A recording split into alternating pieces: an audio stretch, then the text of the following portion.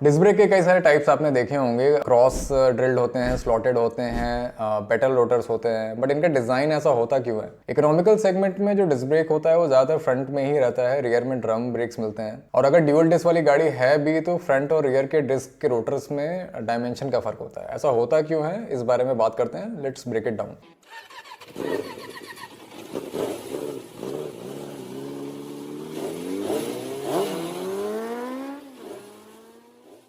सो basically आपने जो rotors देखे होंगे वो तीन टाइप के देखे होंगे, cross slotted, cross drilled and petal या फिर वेवी रोटर्स जो होते हैं। जनरली आपने टीवीएस वगैरह की या अपाचे वगैरह में देखा होगा, उसमें वेव डिज़ाइन होता है। वो क्रॉस ड्रिल्ड भी होते हैं और उसमें एक पेटल या वेव डिज़ाइन भी होता है। ये डिज़ाइन जो होता है स्लॉट वाला या जो क्रॉस ड्रिल्ड या ड्रिल जो होल्स होते हैं या इनका जो वेवी डिज़ाइन होता है वो होता इसलिए है ताकि इसमें एक वेट रिडक्शन हो सके और आपका जो हीट डिसिपेशन है, क्योंकि आप जब ब्रेक्स यूज़ करते हैं तो फ्रिक्शन की वजह से रोटर्स काफ़ी गर्म हो जाते हैं, तो वो हीट डिसिपेशन हो सके, वो बहुत ज़्यादा गर्म होकर के फ्रिक्शन बिल्ड ना हो जाए, तो वो हीट डिसिपेशन के लिए ऐसा डिज़ाइन होता है। प्लस आप किसी स्लशी एरिया में या फिर आप मड में चला रहे हैं तो पानी या फिर वही कीचड़ वगैरह उसमें बिल्डअप ना हो जाए, वो उसकी वजह से, वो स्लॉट डिज़ाइन की वजह से या ड्रिल डिज़ाइन की वजह से वो बाहर की तरफ निकल जाए रोटेशन की स्पीड के साथ। आगे चल के गैल्फर रोटर्स भी होते हैं जो प्योरली ऑफ रोडिंग के लिए डिज़ाइंड होते हैं, बट वो जनरली हम यहाँ के सेगमेंट्स में, यहाँ की बाइक्स में नहीं देखते हैं। वो अगर आप परफॉर्मेंस सेगमेंट देखेंगे या आपको एडवेंचर टूरर्स या अल्ट्रा ऑफ रोडर्स देखेंगे तो उसमें आपको वो मिल जाएगा। अभी इकोनॉमिकल सेगमेंट की बात कर लेते हैं, जो कि सबसे ज़्यादा हमें इंडिया में देखने को मिलता है। इस सेगमेंट में आपको अगर डिस्क ब्रेक मिलता भी है तो वो फ्रंट में मिलता है, रियर में आपको ड्रम ही मिलता है।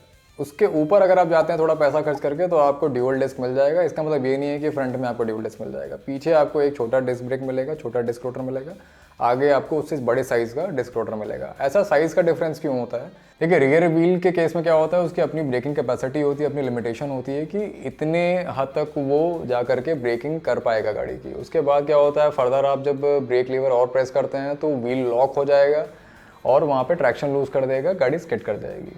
ऐसा इसलिए होता है क्योंकि गाड़ी का ब्रेकिंग के टाइम पे जो ज़्यादातर वेट होता है वो फ्रंट व्हील पे ट्रांसफ़र हो जाता है, बीट कार और बीट बाइक। दैट्स वाई जो फ्रंट ब्रेक होता है उसमें आपको बड़े डिस्क रोटर्स मिलते हैं। सुपर सेगमेंट्स में ये भी होता है कि आपका जो डिस्क रोटर्स होते हैं वो दो हो जाते हैं, डबल डिस्क ब्रेक्स हो जाते हैं, डबल कैलिपर्स हो जाते हैं। और उन कैलिपर्स में पिस्टन्स भी ज़्यादा होते हैं। अगर आप रियर ब्रेक के कैलिपर्स देखेंगे तो उनमें जनरली नॉर्मल सेगमेंट्स में एक ही पिस्टन होता है, बट आगे के कैलिपर में दो पिस्टन्स होते हैं।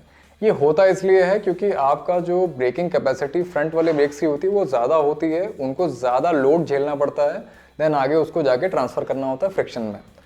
जब आप ब्रेक दबाते हैं तो एक नॉर्मल फोर्स जनरेट होता है जो कि आगे के ब्रेक्स पे, आगे के व्हील पे ज़्यादा पड़ता है। फ्रिक्शन का जो फॉर्मूला होता है वो F=μ×n होता है, जिसमें कोफिशिएंट ऑफ फ्रिक्शन को हम नॉर्मल फोर्स से मल्टीप्लाई करते हैं। नॉर्मल फोर्स जितना ज़्यादा होगा फ्रिक्शन उतना ज़्यादा होगा, फ्रिक्शन जैसे ज़्यादा होगा तो ट्रैक्शन बेटर होता है।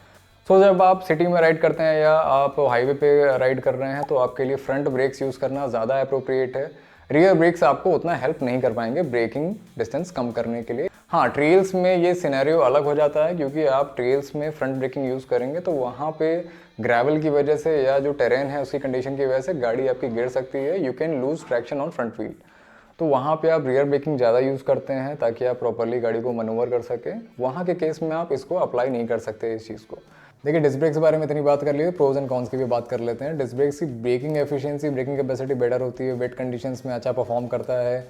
मेंटेनेंस आपको बहुत फ्रीक्वेंटली नहीं कराना है। अगर डिस्क ब्रेक्स गंदे भी हो जाते हैं, पैड्स के ग्रूव्स में आपकी मिट्टी वगैरह आ जाती है, मड आ जाता है, एक नॉइज़ तो आएगी जो आपको अनॉय कर सकती है, बट उसके वजह से आपको ब्रेकिंग में कोई प्रॉब्लम नहीं आएगी। ठीक है, हाँ, वो रोटर्स को डैमेज कर सकती है लंबे समय के लिए, इसलिए आपको बहुत फ्रीक्वेंटली नहीं लेकिन कुछ कुछ महीनों पे आपको अपने ब्रेक पैड्स क्लीन करवाने चाहिए। ब्रेकिंग कैलिपर्स वगैरह जो भी होते हैं उनको क्लीन कराना पड़ता है। ऑन दी अदर हैंड अगर आप ड्रम ब्रेक्स यूज़ करते हैं तो वो सस्ता पड़ता है, ईजिली अवेलेबल ब्रेक शूज़ होते हैं उसके, एंड आप नॉर्मल मैकेनिज़्म, एक कन्वेंशनल मैकेनिज़्म है जो कि आप यूज़ कर रहे हैं तो वो जाहिर सी बात है आपको थोड़ा चीप पड़ता है। लेकिन क्या होता है ठंड में या फिर बारिश के समय में क्या होता है कि वो मॉइस्चर एब्जॉर्ब करता है, ठंडा होता है, तो उसकी वजह से व्हील लॉकिंग की प्रॉब्लम्स होती हैं जिसकी वजह से एक्सीडेंट के चांसेस बढ़ जाते हैं। और वहीं डिस्क ब्रेक्स में आपको ज़्यादा रिलायबल ब्रेकिंग सिस्टम मिलता है, उसमें पानी या फिर मड की वजह से जैसा उसका डिज़ाइन होता है उसमें आपको वो दिक्कतें आप इवेट कर सकते हैं। तो वेट कंडीशन या फिर विंटर्स में ऐसा कुछ नहीं होता कि व्हील लॉक हो जाएगा, क्योंकि जो ब्रेक पैड्स होते हैं वो अलग मटेरियल के बने होते हैं, उसमें ऐसा मॉइस्चर एब्जॉर्ब करने की टेंडेंसी नहीं होती है। इसमें आपको परफॉर्मेंस एनहांसमेंट के लिए और भी ऑप्शन भी मिल जाते हैं, सेमी सेंटर्ड, सेंटर्ड या फिर सेरामिक ब्रेक पैड्स आपको यूज़ करने हो तो आप यूज़ कर सकते हैं, जो कि ब्रेक शूज़ वगैरह में आपको नहीं मिलते हैं। इनका जो मेंटेनेंस होता है वो फ्रीक्वेंट नहीं होता, बट कॉस्टली होता है, क्योंकि जो इसमें एडिशनल पार्ट्स वगैरह जो भी मैकेनिज्म हम यूज़ कर रहे हैं उनका मेंटेनेंस टाइम टू टाइम आपको करवाना पड़ता है। जैसे कि ब्रेकिंग फ्लूइड्स वगैरह आपको चेंज करने होते हैं, मास्टर सिलेंडर वगैरह जल्द कई बार ख़राब हो जाता है तो आपको उसकी मेजर किट चेंज करनी पड़ती है। कैलिपर्स को क्लीन कराना पड़ता है टाइम पे, अगर वो नहीं क्लीन कराते हैं तो उसके पिन या फिर उसके मैकेनिज्म में, उसके स्लाइडर्स में रस्ट लग जाता है, जिसकी वजह से वो ख़राब भी हो सकता है और वो कॉस्ट आपको लगभग 2,500 से 3,000 या और भी ऊपर झेलनी पड़ सकती है। ब्रेक पैड्स आपको टाइम टू टाइम चेंज करने पड़ेंगे। ब्रेक पैड्स की कॉस्ट जो होती है वो ब्रेक शूज़ से थोड़ी ज़्यादा ही होती है। परफॉर्मेंस एनहांसमेंट में जाएंगे तो और भी ज़्यादा बढ़ जाती है। और अगर आप गंदे ब्रेक पैड्स को बहुत लंबे टाइम के लिए यूज़ करते हैं तो उसमें ये भी होता है कि जो रोटर होता है वो इरोड हो जाता है, उसमें एक मार्क्स वगैरह आना शुरू हो जाते हैं, जिसकी वजह से आपको रीसर्फेसिंग वगैरह लेथ पे जाके इसको करानी पड़ सकती है, या तो आपको रोटर रिप्लेस करना पड़ेगा। सो डिस्क ब्रेक के मेंटेनेंस के लिए मेनली 3 चीज़ों को हमें रिप्लेस करना पड़ता है जनरली, फ्रीक्वेंटली।